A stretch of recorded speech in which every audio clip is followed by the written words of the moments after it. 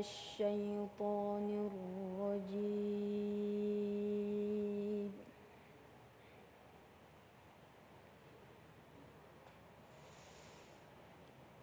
بسم الله الرحمن الرحيم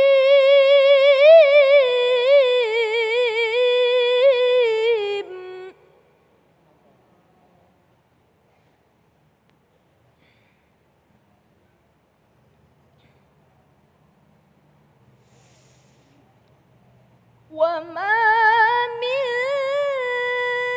دابة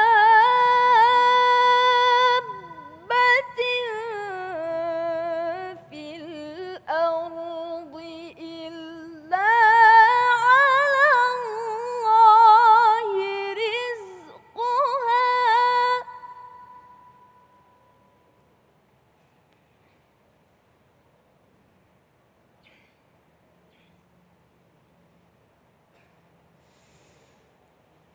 إلا على الله رزقها ويعلم مستقرها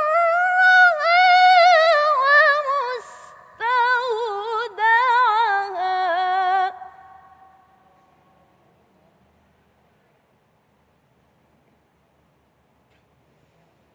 كل في كتاب مبين صدق الله العظيم.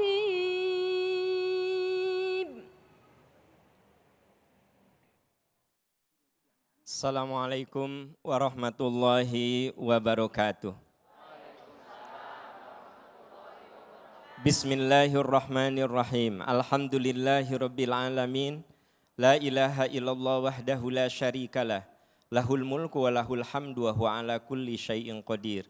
Asyhadu an la ilaha illallah wa asyhadu anna Muhammadan abduhu wa rasuluh. Allahumma salli wa sallim ala habibina Muhammadin sallallahu alaihi wasallam wa alihi wa sahbihi ajma'in. Gimana kabar Ibu Bapak? Alhamdulillah. Bapak sehat semuanya? Alhamdulillah. Semoga Bapak Ibu pemirsa Cahaya Hati Indonesia selalu oleh Allah diberkahi. Karena hal yang terpenting dalam hidup itu berkah. Apalagi berkah rezeki. Tadi kita mendengar ayat yang dibacakan begitu indah. Apa katanya? A'udzubillahi minasyaitonirrajim. Wa ma min dabbatin fil ard illa 'alallahi rizquha. Tidak ada makhluk yang ada di muka bumi ini, makhluk hidup, kecuali Allah jamin rezekinya. Jangankan kita sebagai khalifah yang diberi akal, ya, diberi kecenderungan, diberi segala potensi, pendengaran, penglihatan. Pokoknya makhluk yang paling sempurna itu manusia.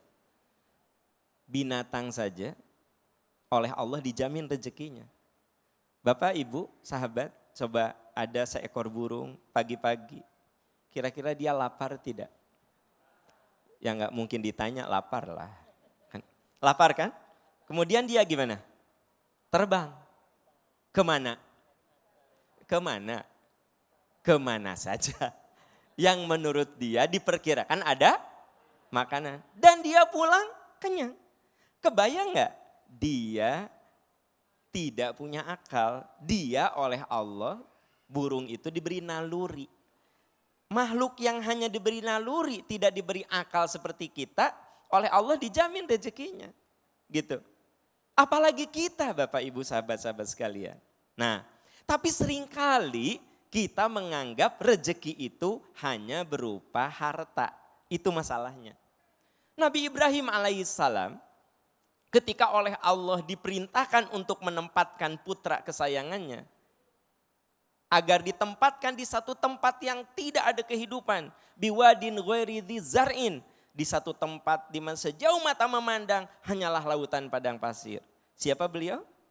Nabi saat itu Ismail masih bayi, ya. Allah memerintahkan agar Nabi Ibrahim menempatkannya di kota Mekah yang saat itu betul-betul tidak ada kehidupan di sana. Bahkan dulu disebutnya juga bukan Mekah tapi Bakkah. Inna awwala baiti wudi'a linnas lalladzi bi Bakkah, bukan Makkah, Bakkah. Kata ahli tafsir, Bakkah itu diambil dari kata baka, artinya lembah tangisan, tidak ada kehidupan. Nabi Ibrahim tempatkan putra tersayangnya dan istrinya di situ. Sebagai ayah, Nabi Ibrahim ada kekhawatiran. Lalu istrinya nanya, Allahu amaraka bihada? Apakah ini perintah Allah? Kata Nabi Ibrahim, iya. Apa kata istrinya? Sudah, tinggalkan kami. Allah yang akan menjamin kami. Kalau ibu kira-kira mampu gitu enggak? Ayah, biar. Pasti gini, bekal mamah mana? Kan gitu.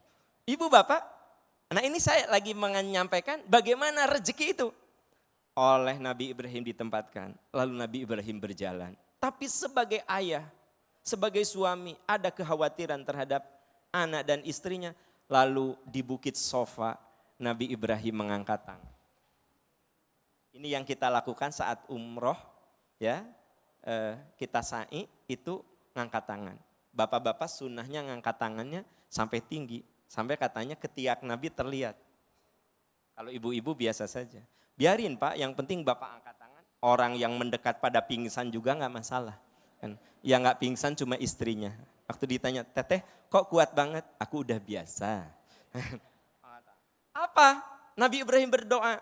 Rabbana inni askantu min dzurriyyati biwadin ghairi dzar'in inda baitikal muharram. Ya Allah, aku tempatkan di antara keturunanku di satu lembah di mana sejauh mata memandang hanyalah lautan padang pasir, enggak ada kehidupan. Rabbana liyuqimus shalah. Ya Allah, jadikan anak cucuku orang yang selalu mendirikan salat. Faj'al af'idatam minan nasi tahwi ilaihim. Ya Allah, jadikan anak-anakku orang yang berakhlak mulia sehingga dia bisa mencintai dan dicintai. Baru yang ketiga, warzuqhum minats tsamarat la'allahum yashkurun. Berikan kepada mereka rezeki, semoga dengan rezeki itu mereka bersyukur. Jadi ibu, bapak, sahabat-sahabat sekalian, kalau anak kita rajin sholat, rajin ibadah, itu rezeki. Kalau ibu punya suami soleh, itu rezeki. Kalau ibu, bapak, kita punya anak yang berakhlak mulia, itu rezeki. Dan memang tidak dinafikan bahwa harta juga rezeki. Hanya seringkali ada istri yang bilang gini, aku menikah udah 20 tahun gini-gini aja. Padahal anaknya soleh, suaminya soleh. Ya hidup bisa berjalan walaupun memang sih rumah masih ngontrak. Tapi kan istrinya, anaknya soleh, suaminya soleh. Bukankah itu rezeki? Jangan ngomong udah gini-gini aja, 20 tahun tegini aja. Berarti ibu mengkufuri rezeki, jangan salah itu. Ya. Jadi ternyata hadirin, sahabat-sahabat, pemirsa, yang namanya rezeki itu ketika kita diberi anak yang soleh itu rezeki loh Pak. Diberi pasangan hidup yang soleh itu rezeki. Diberi sehat itu rezeki. Jadi sebenarnya rezeki itu segala sesuatu yang membuat kita bisa nyaman dalam hidup ini. Ya. Bapak Ibu bisa datang ke sini, itu rezeki sebenarnya. Ya. Ada orang yang dalam hatinya tidak terbersit untuk datang ke majelis taklim, majelis ilmu. Ada orang yang diajak juga, ayo nggak apa-apa kamu duluan aja. Ya, duluan aja deh. Insya Allah aku nyusul, bari nggak nyusul. Kadang ibu bapak, kalau kita bicara rezeki harta, ada yang bisa dirasionalisasi, ya. Ada juga yang tidak bisa. Ya. Ada yang bisa dijelaskan oleh akal sehat, ada juga yang tidak. Karena jangan salah, yang memberikan rezeki siapa? Saya kasih contoh, ada seorang istri dapat gaji 3 juta. Ya. 3 juta. Suaminya dapat gaji 4 juta. Berapa? 7 juta. Nah, ternyata tempat istrinya bekerja, perusahaannya itu mengalami kesulitan. Akhirnya istrinya ini di PHK. Jadi penghasilannya berapa? 4 juta. Ketika 7 juta bisa hidup, anak bisa sekolah, sarapan ada, ya, makan siang ada, makan malam ada. Begitu istrinya tidak bekerja, ini kan tinggal 4 juta, tapi tetap masih bisa hidup. Ya. Nah ini yang kadang-kadang rezeki itu susah dijelaskan. Saya juga nggak bisa ngejelasinnya. Nggak bisa. Kenapa? Karena ternyata ada saat yang namanya rezeki yang bersifat harta ini irasional, tidak bisa dirasionalisasikan. Ada Bu yang gajinya 10 juta nggak punya utang. Tapi ada yang gajinya ratusan juta, hutangnya ya Allah. Mobil ngutang, rumah ngutang, motor ngutang, beli kerudung aja ngutang. Ya kan? Kerudung 150.000 bayar 3 kali pengajian. Nah Bapak Ibu, tapi ada orang yang gajinya 10 juta, dia nggak ngutang. Ada yang gajinya ratusan juta, kok utangnya banyak. Ya, nah ini kaitannya dengan keberkahan. Makanya yang namanya rezeki yang berkah, harta yang berkah, itu cirinya ada 4. 4, harta yang berkah. 1, halal. Nah, jadi usahakan harta kita halal. Setelah halal, bersih. Jadi harta yang halal itu bersihkan dengan zakat, infak, sedekah, ya, gitu. Bapak bekerja halal, ya, dapat gaji sebut saja 7 juta, halal tidak? Bersihkan, Pak. Dengan zakat, infak, sedekah. Kalau zakat 2,5% dari 7 juta, supaya gampang ngitung 5 juta aja ya. 5 juta, 2,5% 5 juta berapa? Tuh. Nah, Ibu Bapak, ya, setelah bersih manfaat. Jadi rezeki yang halal itu, rezeki yang berkah itu 1, halal. 2, bersih, dibersihkan. 3, manfaat. Artinya kita menikmati. Saya ingin tanya, ada enggak orang yang kasurnya bagus, harganya puluhan juta, tapi dia enggak boleh tidur di kasur. Harus di papan. Ada Bu yang ada masalah di tulang belakang, ada teman saya kasurnya mahal, tapi di atas kasur itu disimpan papan. Karena kata dokter harus tidurnya rata, berarti itu kasur yang mahal bukan rezeki dia. Ya, makanya yang namanya rezeki itu kita menikmatinya. Ada enggak orang yang punya mobil bagus-bagus, tapi enggak pernah dipakai, dikurungin, dielap, diangetin, difoto. Ya, nanti besoknya lagi diangetin, dielap, difoto, dikurungin. Dia kemana-mana mobil yang murah. Itu maaf, rezeki tidak berkah. Kenapa? Dia tidak nikmati.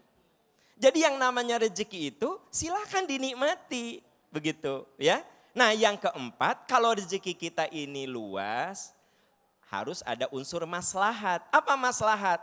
Orang lain bisa menikmati rezeki kita. Keponakan, biaya kuliahnya kurang, ini dari tante nih, gitu ya. Ada tetangga ke dokter, tidak bisa beli obat, nih dari saya. Masjid kelihatan karpetnya sudah butut, ganti sama ibu tuh. Berarti apa? Maslahat. Jadi rezeki itu berkah kalau ada 4 cirinya. 1, halal. 2, bersih. Bersihkan dengan zakat, infak, sedekah. 3, manfaat. Jadi kita kudu menikmati rezeki itu Bapak Ibu. Ya.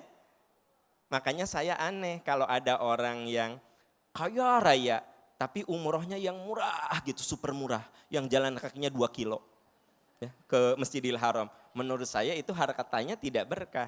Kalau ada orang yang umroh cari yang murah karena memang rezekinya seadanya begitu, ya nggak apa-apa. Saya tuh aneh, tasnya mahal, segalanya mahal, rumahnya keren, cari umroh termurah. Udah gitu minta diskonnya habis-habisan.